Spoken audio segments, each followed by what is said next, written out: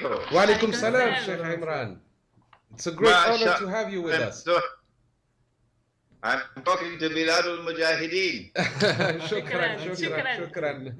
So I will start directly with the first question. Very good. Bismillah. Bismillah. Okay, it has already been some years since you have predicted the decline of the world's financial system that is based on fiat money. Could you please elaborate for our audience this issue and provide also with your vision on how a Muslim nation can get out of this fraudulent system? Well, Bismillah ar-Rahman ar-Rahim. I am delighted.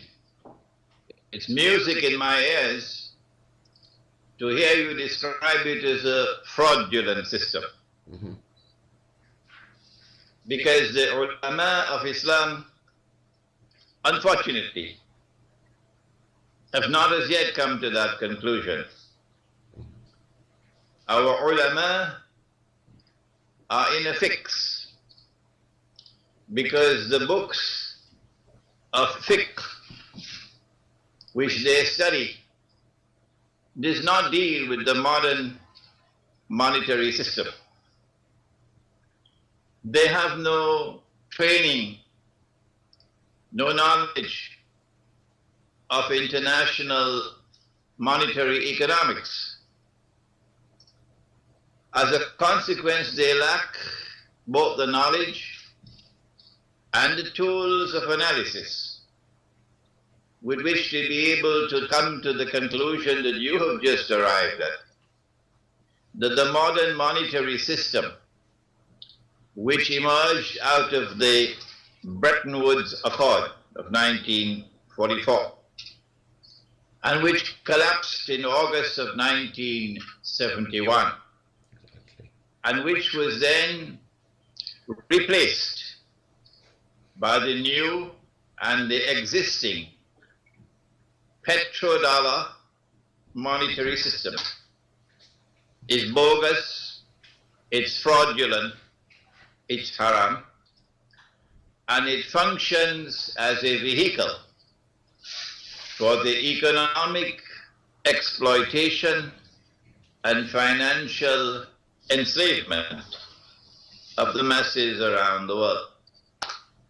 Unless and until the ulama of Islam study international monetary economics and acquire the courage to speak out and to proclaim that which is truth and to expose that which is falsehood, it is impossible for us to escape out of this financial web which has been spun around us.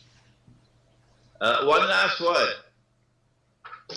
If our ulama were to rise up, it would be possible for us to argue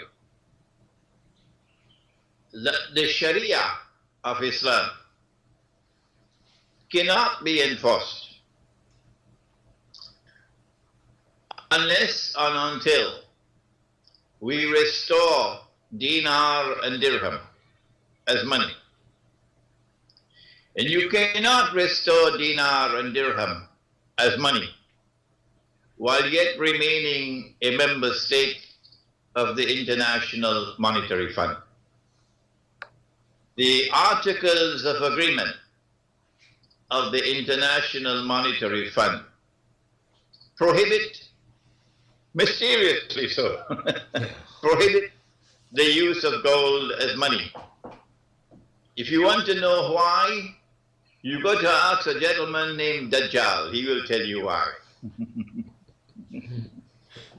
Secondly, if the ulama of Islam were to rise up, acquire the knowledge of this subject, it is possible for us, because there are so many in the world of Islam who, even when they are secularized, even when they acquire part of the modern way of life, still have love in their heart for Islam.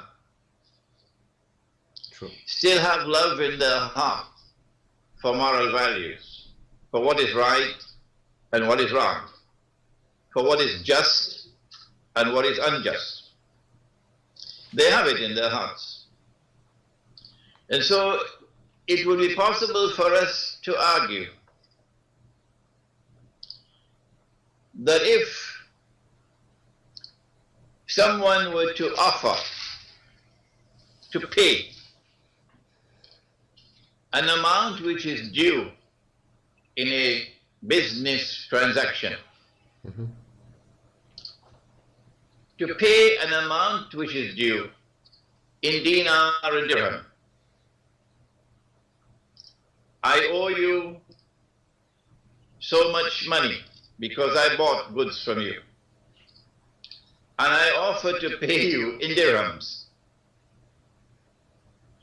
If you were to refuse to accept the dirhams and were to demand instead US dollars or Pakistani rupees or Indonesian rupiah, then you would have committed a sin, and you would have to answer for that sin on Judgment Day. Here is a strategy which our ulama can use effectively to not only get people to start buying dinar and dirhams. We don't need dinar as much as we need dirham. And when you start buying dinar and dirham and then using it for buying and selling, our trade union movements will then get some knowledge in their head. And the trade union movements will then say, well, we want to be paid our wages in real money, not in crooked money. You see, the trade union movement, like the ulama of Islam, do not have the knowledge of international monetary economics. And so they go into negotiations to demand wage increase. Exactly. And when they win a wage increase, inflation wipes it out. Exactly. They will wake up to the reality and demand that wages be paid in dinar and dirham. Yeah. So basically, it can only be some individual initiatives. It cannot be an organized action in order to get out of this system. You don't view it like that. I do not see any other group capable of mobilizing the masses, okay, unless that group has Islam as its basis for mobilization. Yeah. Ikhwan al-Muslimun in Egypt were assisted by many decades of oppression, brutal oppression. Under Jamal Abdel Nasser, he brutally oppressed them. And then you had Hosni Mubarak, continued brutal oppression. And so they won the sympathy of the Egyptian masses. Ikhwan has a modernist version of Islam, which apparently Washington finds comfortable today. So Ikhwan succeeded in Egypt, mobilizing the masses of Egypt who have love for Islam. But because Ikhwan lacks the ulama, the authentic intellectual leadership of Islam, Ikhwan is taking Egypt on a ride, and Washington is taking Ikhwan on a ride. Yeah. And so let's say they succeed in Egypt, if they have the ulama, of course, and if they get the wise people and the heart to do it. Do you think the Zionists would let this kind of system emerge in the Islamic world? We need Muslims with backbones made of iron and steel. I believe Algeria has backbones made of iron and steel. Yes. I believe the Algerian intellectual, the Algerian scholar, has that courage, that backbone, which if he is taught the subject correctly, he will stand up more authentically than Egypt is standing today.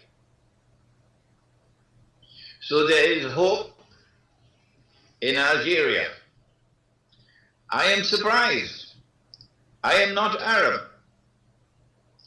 I have never visited Algeria. And I'm getting more emails from Algeria today. I'm getting them in French, I'm getting them in English, and I'm getting them in Arabic. Get more emails from Algeria today than from any other Arab country. Wow, that's great. You don't That's know.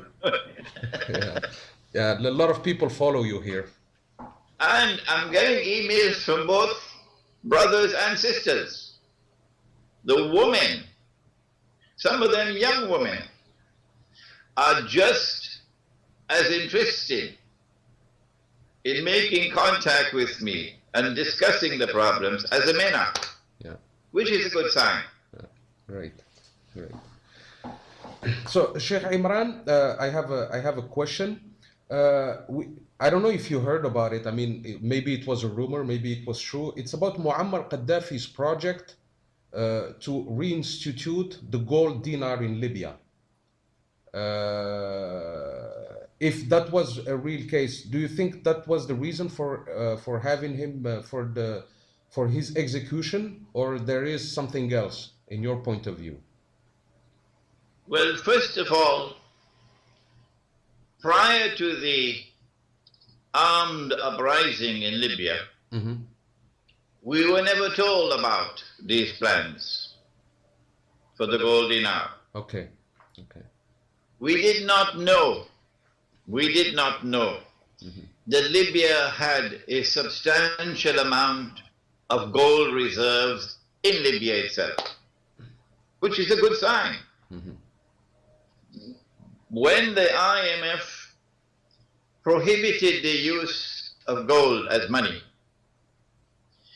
the Articles of Agreement also required every member state to deposit with the IMF, which is the Federal Reserve, 25% of all your gold holdings.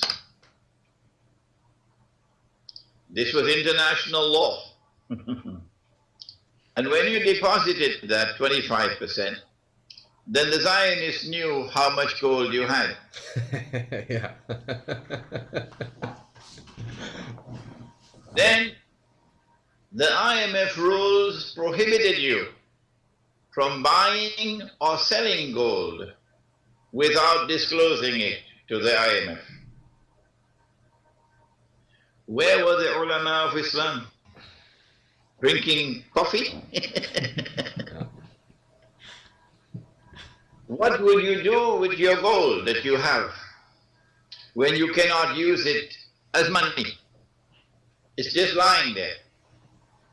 The IMF then said, you can get IMF loans from us using your gold as collateral. Yeah.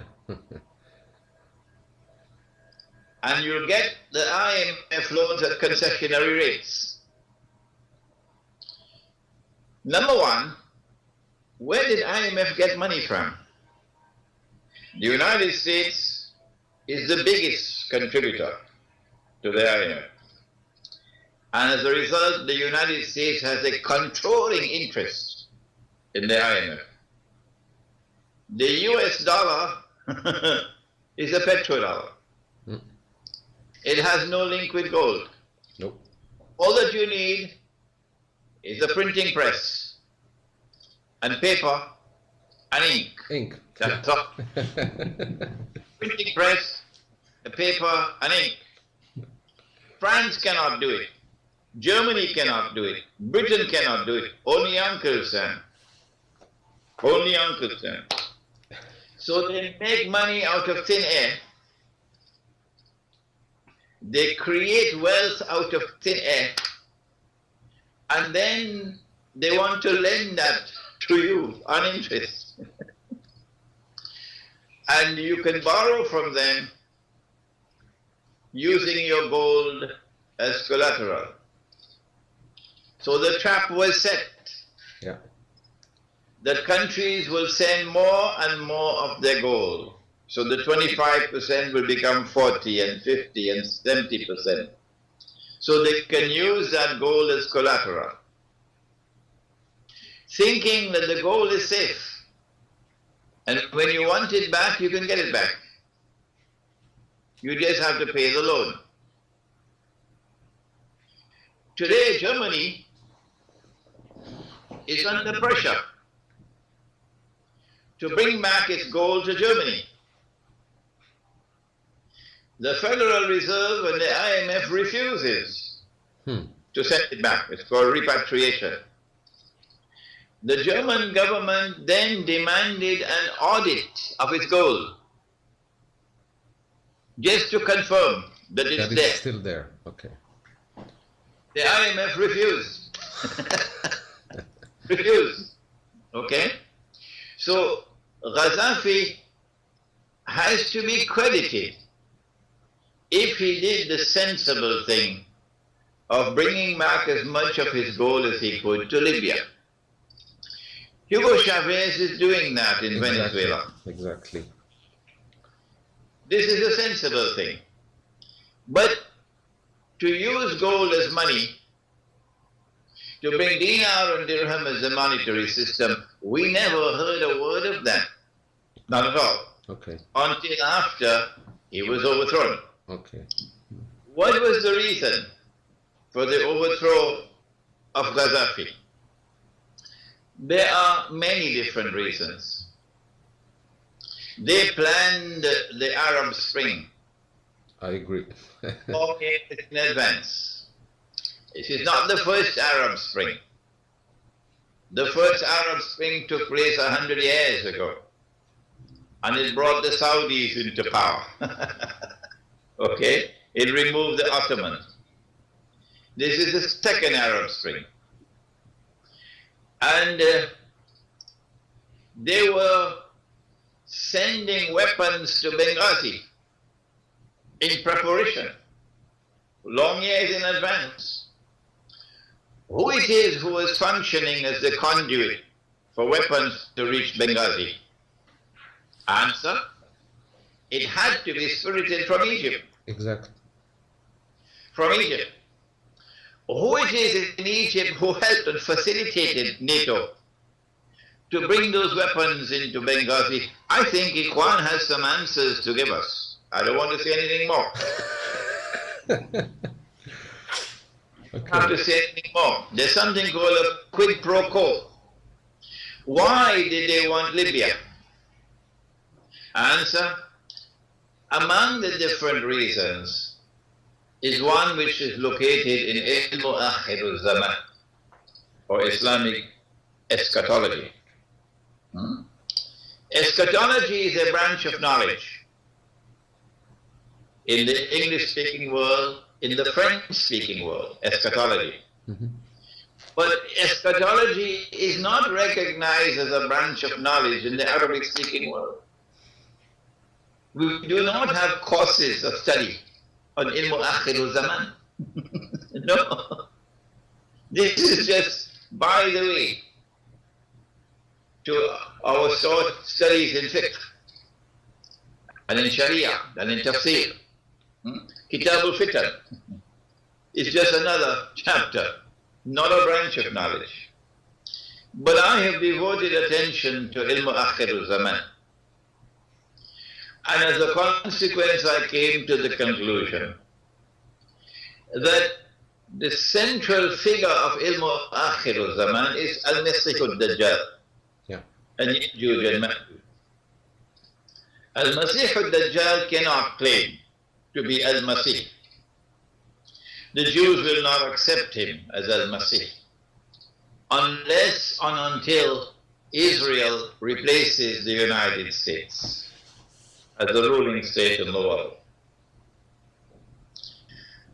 And secondly, that the territorial frontiers of Israel must expand to encompass the biblical frontiers. The biblical frontiers are from the river of Egypt to the river Euphrates. Why did they put that in the Bible? It was written with their own hands. It's false. That's not al-Ardul Muqaddasa, not at all. But they put it in the Torah because Nabi Yusuf alayhi salam was taken to Egypt, to Misr.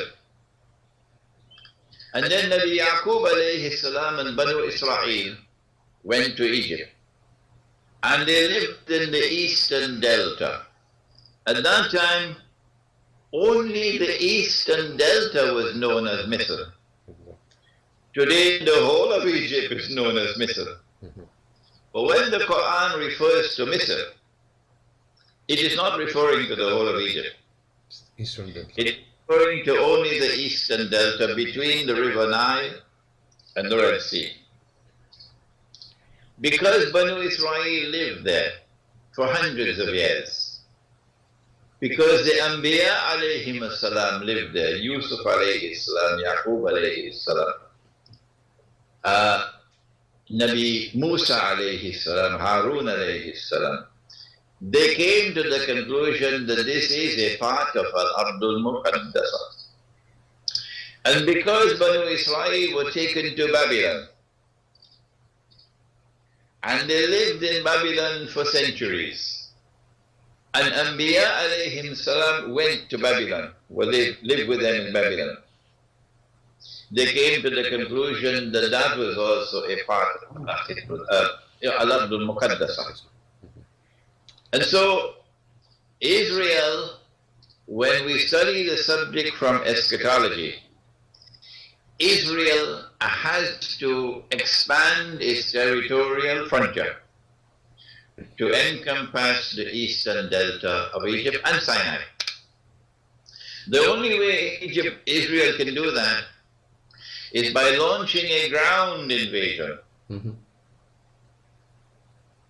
The ground invasion from the east would succeed if you also have a ground invasion from the west. So long decades ago, they had their eyes on Libya. Decades ago, that they have to take control of Libya. NATO. And the Salafi Islam has this unique characteristic. I'm sorry that my language is so harsh, but they deserve it now. Salafi Islam has this unique characteristic that they have eyes and they cannot see. And so they were taken for a ride. And today NATO is in Libya. So when the attack on Egypt takes place, NATO will attack from the west, and Israel will attack from the east. Southern Sudan is now an ally of Israel. Exactly. So you have an attack from the south, and from the north you have a naval blockade. And now you have Egypt with Ikhwan playing into the hands of the Zionists. Instead of uniting Egypt, Ikhwan is dividing Egypt. So the reason for the overthrow of Gaddafi, the primary reason, long-term reason, is to give NATO a foothold in Libya so that Egypt can be attacked from the west. I fully agree with you, Sheikh Imran Hussein. I completely understand. My next question is about the Arab Spring. I mean, since the Arab Spring, I mean, here in Algeria, we are faced with the three unrest areas, which is Tunisia, Libya, we have a big frontier with Libya, and also Mali. Mali is a country that is facing some major issues. I mean, it can also risk to be fully split. Do you think it's a pure coincidence, or there is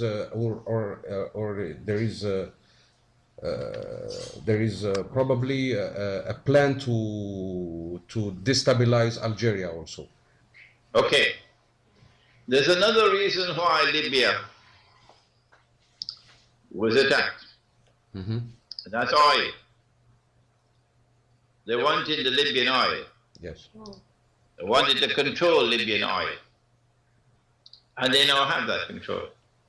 Like they control the Saudi oil. Algeria, amongst all the North African countries, has, I believe, very large reserves of gas. Yes. And Algeria is now a major exporter of natural gas.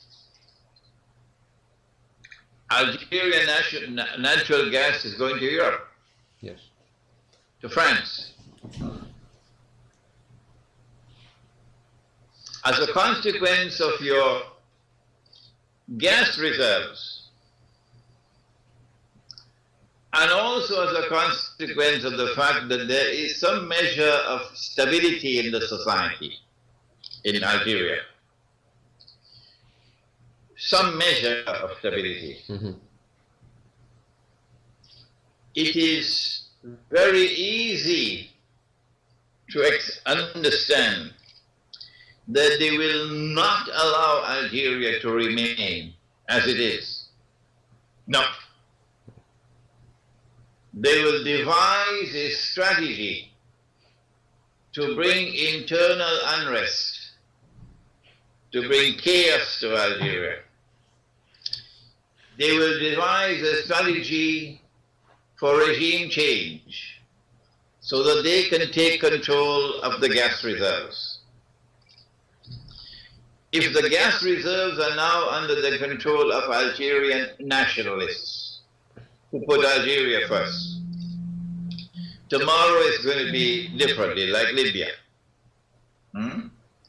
Then there is also the second problem, that Algeria is a vast country, a huge country.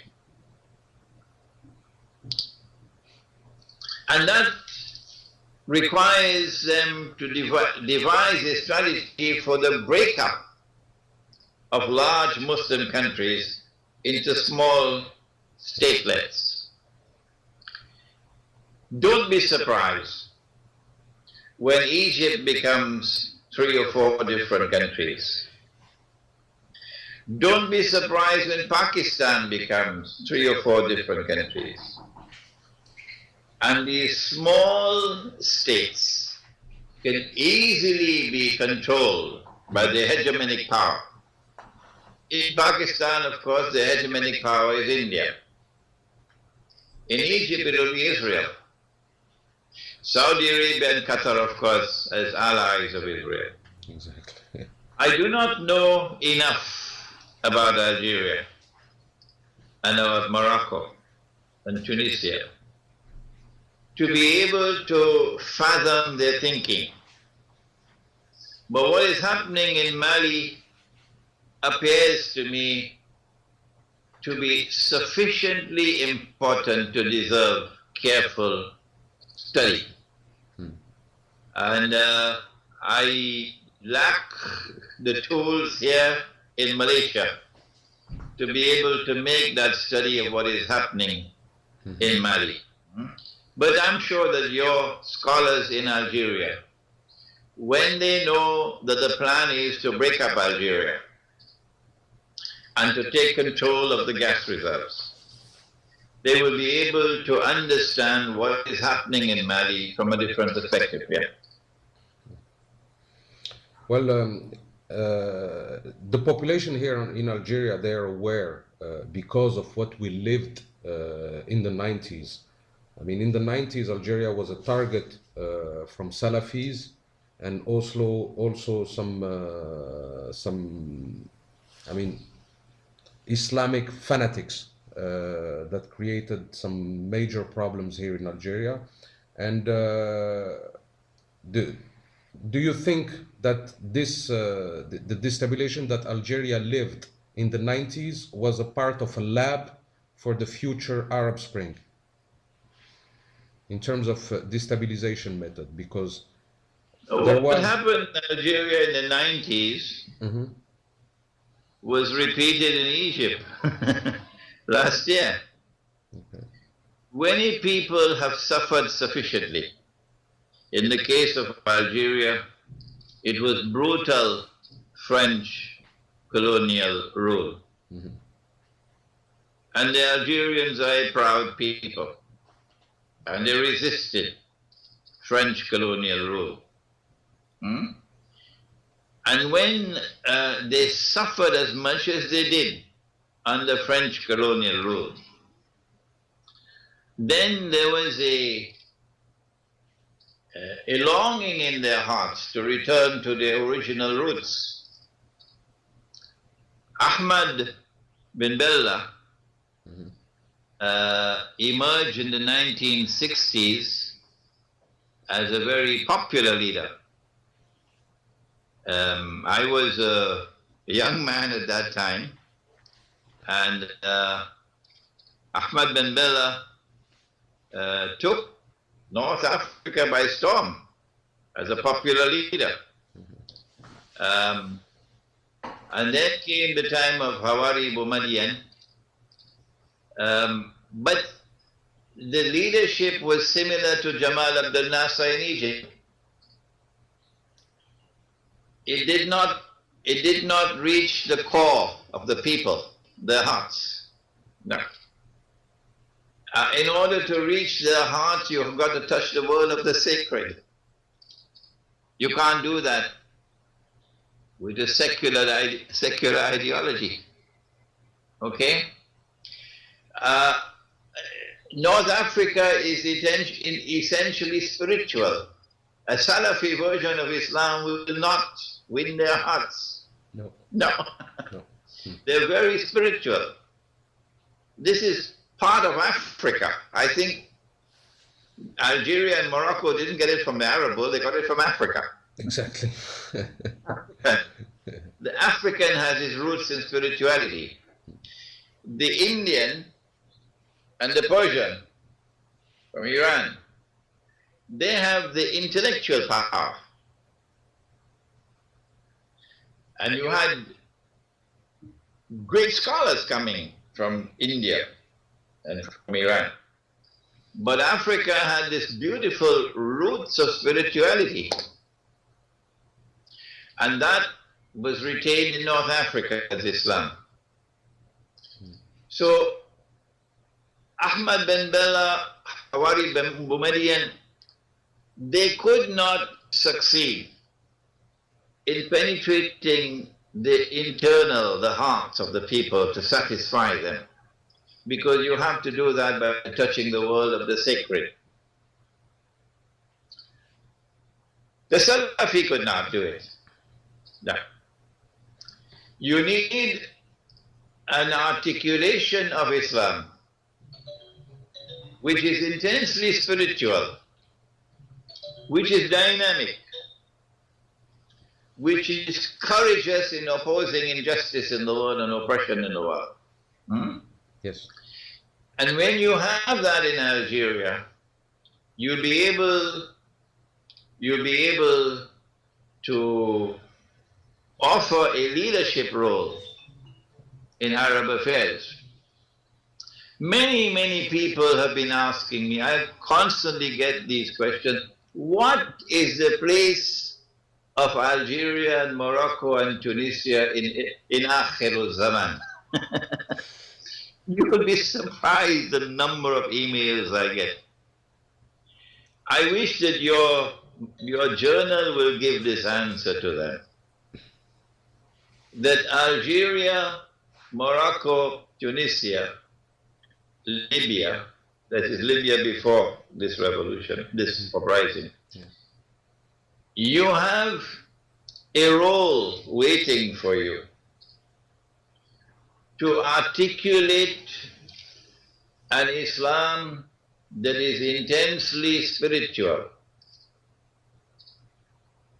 that touches the innermost feelings of the people, brings out that which is most noble in them, which is attractive. The Islam of Ikhwan al-Muslimun is not attractive. It's not attractive. You have to enforce the Sharia not with a baton.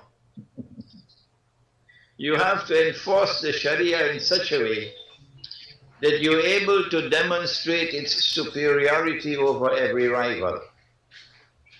So that people would be attracted to the Sharia. Rather, you're having to take a baton to bring them and enforce the Sharia over them. That is the role waiting for Algeria. Inshallah. That is the role waiting for Algeria, because you got the courage in Algeria. You got the backbone in Algeria. You've got the history in Algeria. Okay?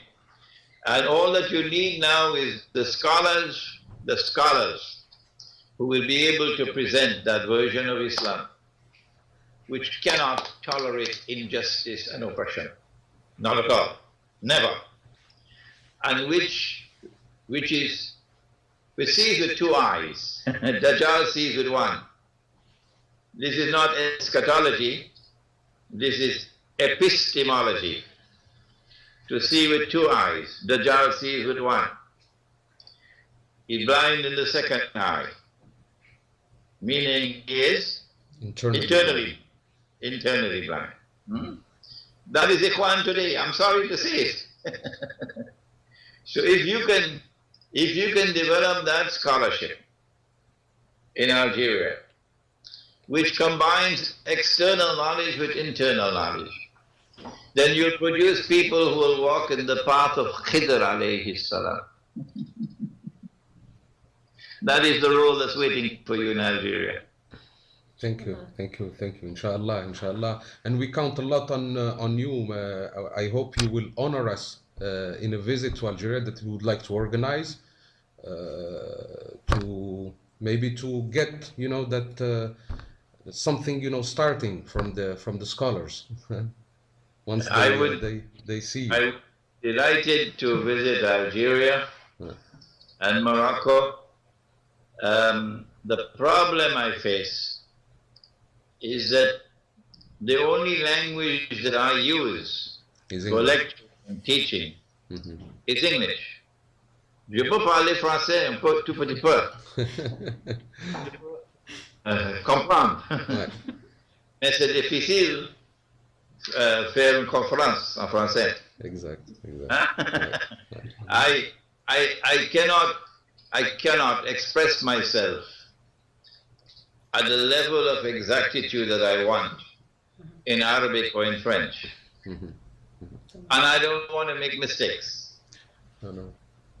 If I were to come to Algeria or to Morocco or to Egypt or to Tunisia or to Mauritania, and I were to speak in English, you would have to be translating to Arabic and to French all the time. We can organize that. Sheikh Imran, I have also another question.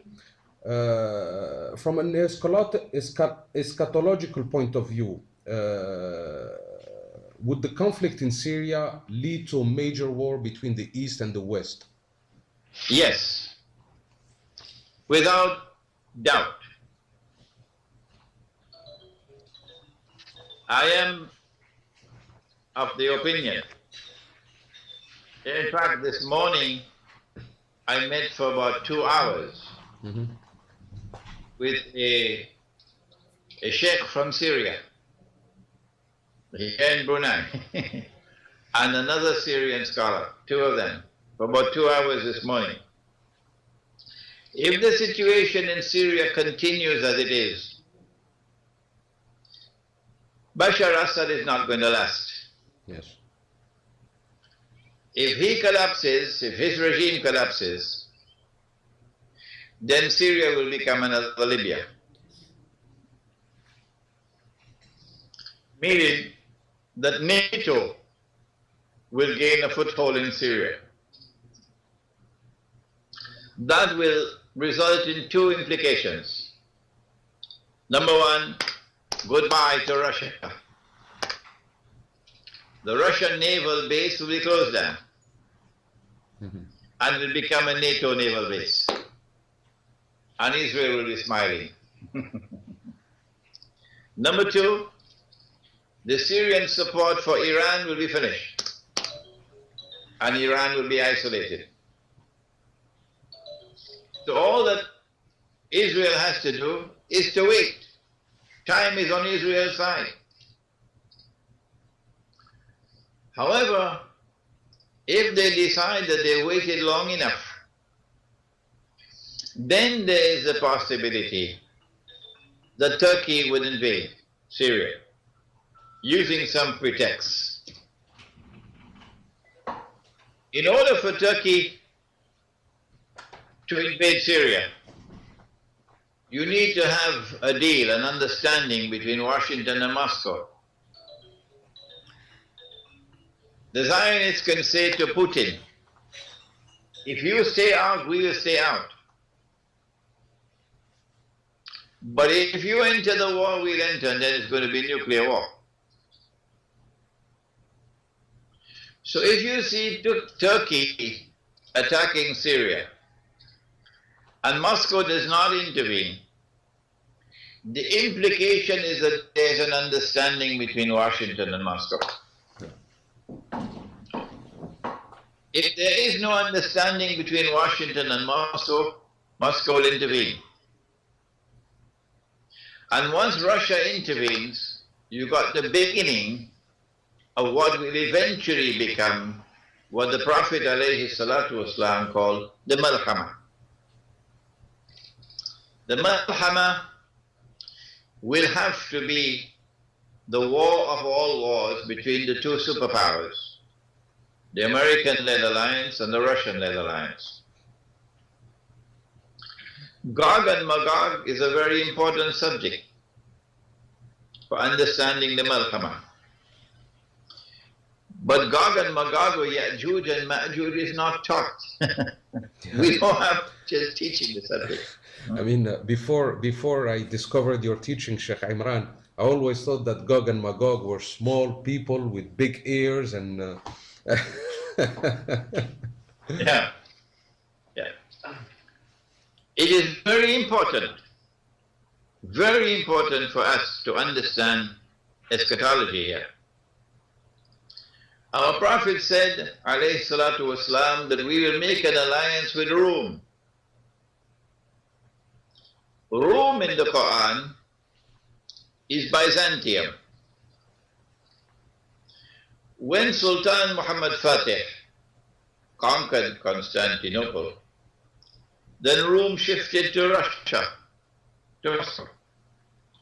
But prior to Rome being Constantinople, Rome was in Italy. And Rome was a pagan city, worshipping idols.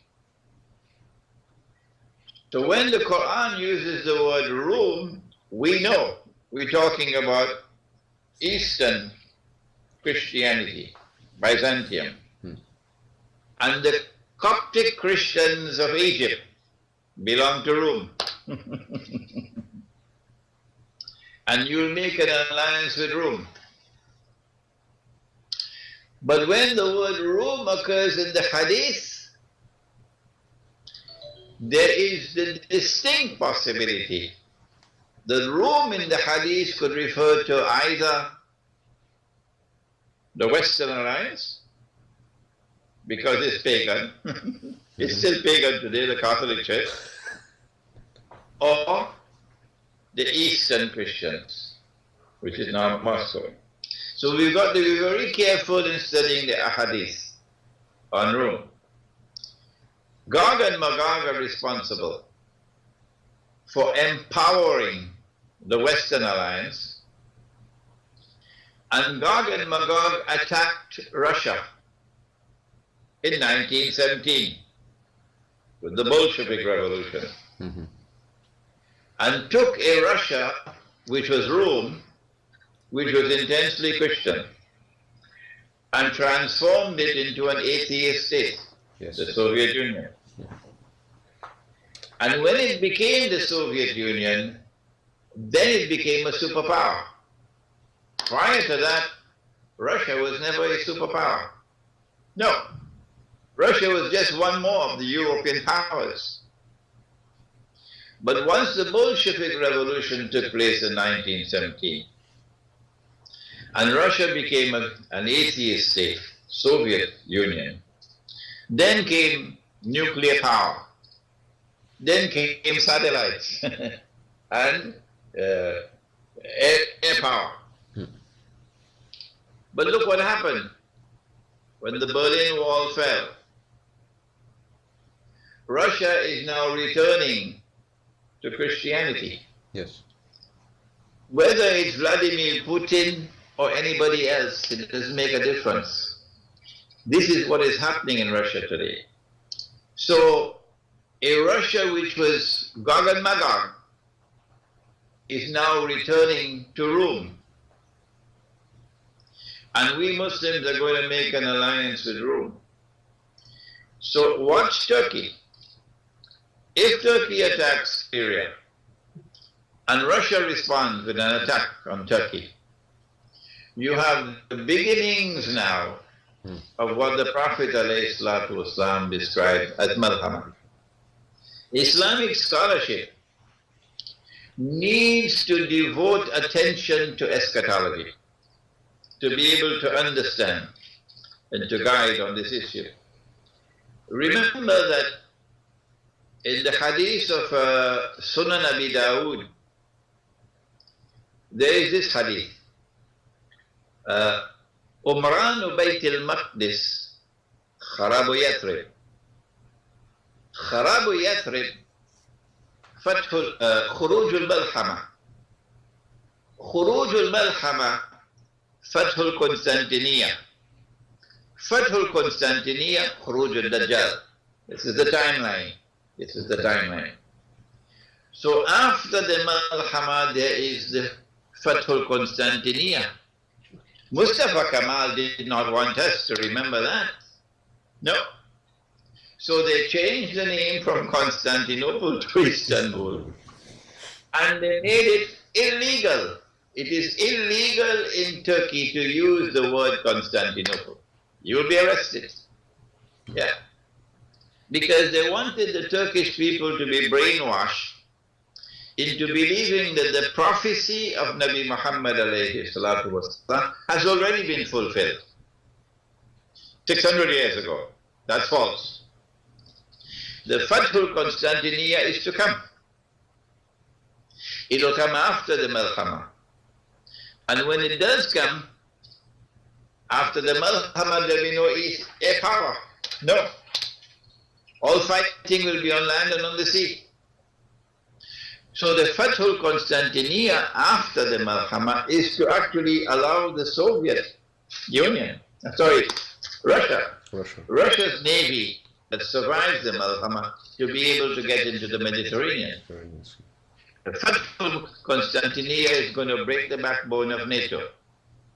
So watch carefully events in Syria and Turkey, because there lies the key to great wars which are coming in the future.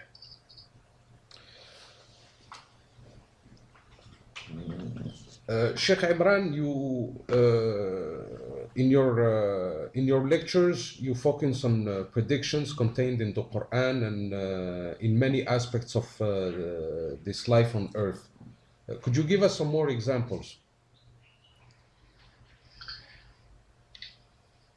I have used the methodology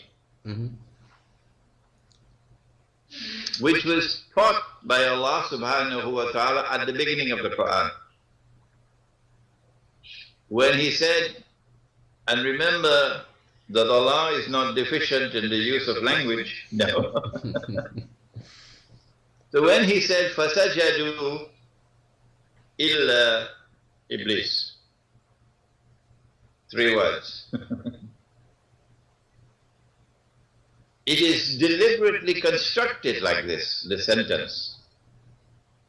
If we take this ayah by itself in isolation, if we use this lazy methodology, we cannot escape the conclusion that Iblis was an angel. Yes. Cannot escape. Iblis was an angel.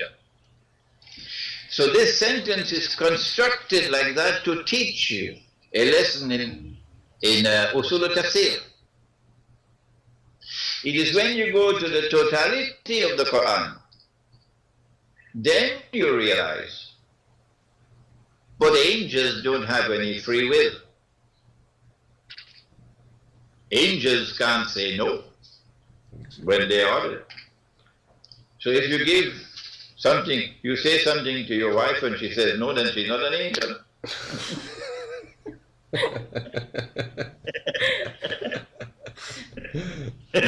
Angels cannot say, وَيَفْعَلُونَ مَا يُؤْمَرُونَ, says Allah.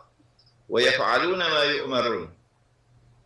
So if Allah gave a command to the angels and one did not obey, he could not be an angel. Yes. And when we go to Surah Al-Kahf, then we are told, وَكَانَ مِنَ الْجِنِّ. So in this very simple verse of the Quran, a profound message, a profound lesson in methodology is given. And that is that you must take the Quran as a whole. Take all the data that you have on a particular subject and bind it together to form a harmonious whole. لو كان من عند غير الله لوجدوا فيه اختلافا كثيرا. The Quran is consistent with itself. There is no inconsistency. So this methodology of taking the totality of the data from the Quran and then supported by the Hadith, using this methodology, I was able to penetrate, by Allah's kindness, the ayah of Surah Yunus.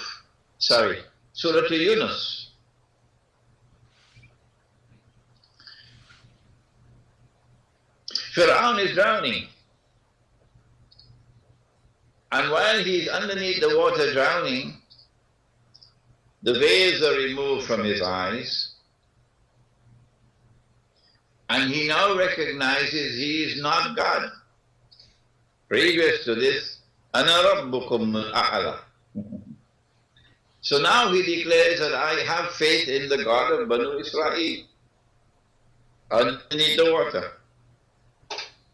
To which Allah subhanahu wa ta'ala responds and he says, الآن وقد عصيت قبل وكنت من المفسدين فاليوم ننجيك ببدنك لتكون لمن خلفك آية. لتكون يعني his بدن, لتكون لمن خلفك آية وإن كثيرا من الناس عن آياتنا لغافلون. His body was preserved and his body was rediscovered in 1897, I believe. What is the ayah? لِتَكُونَ لِمَنْ خَلْفَكَ آيَةً. What is the ayah? And who are those? لِمَنْ خَلْفَكَ. Who are they? Answer, that in the same way that confrontation between truth and falsehood, between Fir'aun and Musa alayhi salam, with this side powerful, armed to the teeth, arrogant, and this side with no weapons, no, small in numbers, but with the truth. This confrontation climaxed with a divine intervention. And that divine intervention led to victory for truth. The ayah is that in Akhirul Zaman, the body of Fir'aun will be discovered. And this epic encounter, liman khalfaka ayah. The ayah is that this epic encounter will be repeated in Akhirul Zaman. That's what we're witnessing now. And there will be a divine intervention in this one, as there was in that one. This divine intervention is the return of Nabi Isa alayhi salam. Who are the people? Liman khalfaka. Answer, the Zionists. That in the same way that Fir'aun died and he had to declare his faith in the truth before he died, but it was no help for him. Similarly, the Zionists will have to accept Islam when Nabi Isa alayhi salam returns. I told them that in New York. I went into a Jewish synagogue and I lectured before 200 Jews and I told them this. They surrounded me after the lecture, demanding why should we be forced to accept that which we have rejected. My answer was, on that day the veils will be removed from off your eyes. So this verse of the Quran is of pivotal importance for understanding politics, for understanding the economy, for understanding the monetary system. الآن وقد عصيت قبل وكنت من المفسدين فاليوم ننجيك ببدنك لتكون لمن خلفك آية وإن كثيرا من الناس عن آياتنا لغافلون.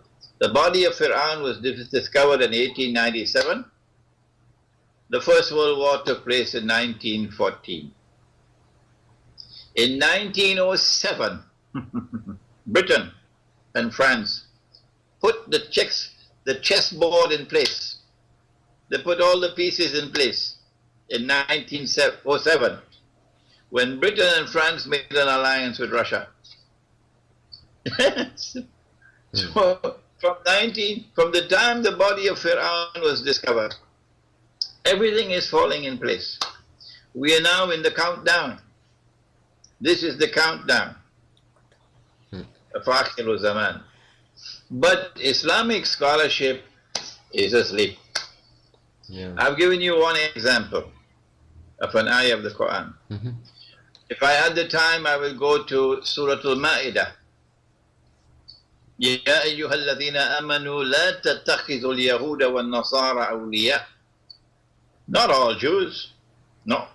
Not all Christians. No, not possible. Not possible. Why? وَلَتَجِدَنَّ أَقْرَبَهُمْ مَوَدَّةً لِلَّذِينَ آمَنُوا الَّذِينَ قَالُوا إِنَّ النَّصَارَى. So it could not be all Christians. But then which Christians and which Jews? لَا تَتَّخِذُوا الْيَهُودَ وَالنَّصَارَى أَوْلِيَاءَ. Which Christians and which Jews? The answer is right there in the words which follow. بَعْضُهُمْ أَوْلِيَاءُ بَعْضٍ.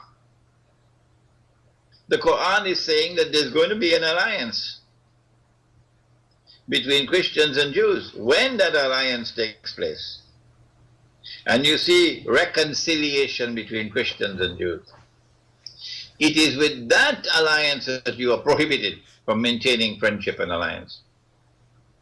That alliance has today come into being. It's the Christian Zionist and Jewish Zionist alliance, which with Saudi Arabia is so comfortable, and Qatar is so comfortable.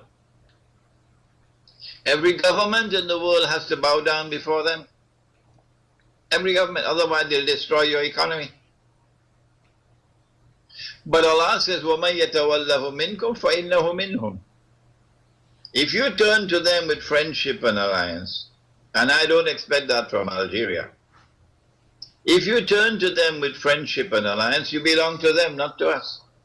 That's what they did in Libya, when they made a deal with NATO. So I say to them, I don't want to see your faces. I don't even want to hear your voices. You are not my brothers. You belong to them now. You know they belong to us, unless you make Tawbah. So here is a second verse of the Quran. There are several more. I'll give you one more and we'll stop. Okay. Surah Al-Anbiya. Surah Al-Anbiya. 2 ayat. وَحَرَامٌ عَلَى قَرْيَةٍ أَهْلَكْنَاهَا أنهم لا يرجعون يعني أهل القرية حتى إذا فتحت يأجوج ومأجوج وهم من كل حدب ينسلون. Which قرية? Jerusalem. Today it's easy for you to say Jerusalem because the events have unfolded. So many events have already unfolded that we can easily recognize that the Qaryah is Jerusalem. And those who bring Banu Israel back to the Holy Land to reclaim it as their own, they are Ya'juj and Ma'juj. The Jews are back in the Holy Land today. The state of Israel has been restored in the Holy Land. That Israel is today poised to take over from the United States as the next ruling state in the world. In the same way that Pax Americana replaced Pax Britannica, the plan is for Pax Judaica to replace Pax Americana. I explained this in my book, Jerusalem in the Quran, 10-12 years ago. But scholars of Islam are not using this verse of the Quran. They refuse to accept that the Qaryah is Jerusalem. There are several other verses of the Quran which are located in Ilmu Akhir Zaman, which help us to understand the world today. Thank you very much, Sheikh Imran. In your opinion, why the scholars of Islam are not trying to make an effort in order to explain things? I mean, mainly on the riba and on these geostrategical issues. Why are they acting like that? I mean, I don't understand that. Number one, because the institutions of Islamic learning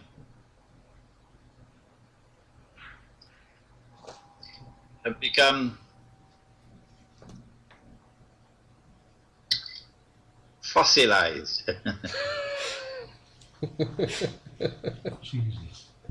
One Sunday morning, Al-Azhar University woke up and rubbed its eyes and looked down the road and saw Cairo University. So Al-Azhar asked, what's that? Where did that come from? The establishment of Cairo University was the beginning of the challenge of secular scholarship, challenging Islamic scholarship. Al-Azhar could not respond. From the time Cairo University was established until the fall of King Farouk and the revolution in Egypt when Jamal Abdel Nasser took over Al-Azhar, controlling it, Al-Azhar could not respond because the curriculum of studies could not be modified. Give the student the capacity to understand the world which has come from modern Western civilization. The reason why I have been blessed by Allah with a little bit of knowledge to understand is because my teacher of blessed memory, Maulana Dr. Muhammad Fadlur Rahman Ansari Rahimahullah, he understood this deficiency in Islamic education, and he established an Institute of Islamic Studies in Pakistan, where I studied. As a student of Islam, I had to study the philosophy of history. I had an eminent scholar teaching me the philosophy of history. I had an eminent scientist teaching me the philosophy of science. But more importantly than this exposure to Western knowledge was the methodology that he gave to me for using the Quran and the Hadith to assess what was valid and what was invalid in the knowledge which was coming to me. After I graduated at the institute, I then went back home to Trinidad and Tobago, and I applied for a job in the foreign ministry. When I was interviewed, and they said, we would like to have you in the foreign ministry, but we want to send you back to university. So they gave me a scholarship to do postgraduate studies in international relations. The class is small. It's as they say in French, la crème de la crème. And they are graduates from French universities, Sorbonne, a graduate from the London School of Economics, graduate from American universities, Canadian universities. And I am the only one with a Pakistani degree. They're all looking down on me. It's a one-year course. Intense studies for 1 year. It's the first time that I'm studying international politics. Never studied it before. First time that I'm studying international economics. Never studied it before. And in my class, there's someone with a master's degree from the London School of Economics. At the end of the year, I came first in the exams. And I beat, in the economics examination, international economics, I beat the fellow with the master's degree from the London School of Economics. How do we explain it? How do we explain that someone with a master's degree from Karachi University, having never studied, and many of these are diplomats in the class, could beat them all and come first? The answer is that I had an advantage over them. I had the Quran. They did not. And I had Nabi Muhammad and they did not. Because my teacher had trained me to be able to use the Quran and use the Hadith with a particular methodology to study the world today. We don't have that in our institutions of Islamic learning. The second reason why Islamic scholarship is failing is because the best brains that we have,